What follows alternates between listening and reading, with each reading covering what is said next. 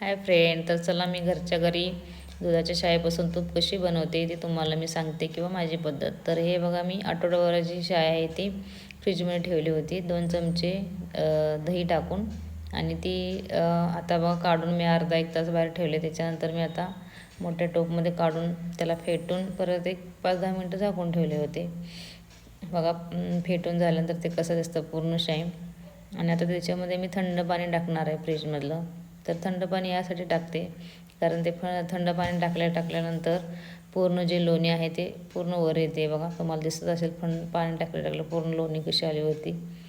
तर हे बघा, मी आता हातामध्ये पण तुम्हाला घेऊन दाखवते. कारण घरच्या घरी हे असं एकदम कसं दिसतं बघा, बटरसारखं. कारण हे खूप पौष्टिक आहे. आणि आता याला मी 2-3 वेळा पाण्याने धुवून घेते कारण त्याच्यामध्ये दुधाचा वास वगैरे काय राहणार नाही. आणि हे मी आता फ्रीजमध्ये स्टोअर करून ठेवते कारण मुलांना कधी पराठ्यासोबत पण देऊ शकते बटर म्हणून, किंवा पावासोबत पण, किंवा त्याचं मी कडवून तूप पण बनवू शकते. तर तुम्हाला कसं वाटतं ते तुम्ही कमेंटमध्ये जरूर सांगा. तर चला बाय.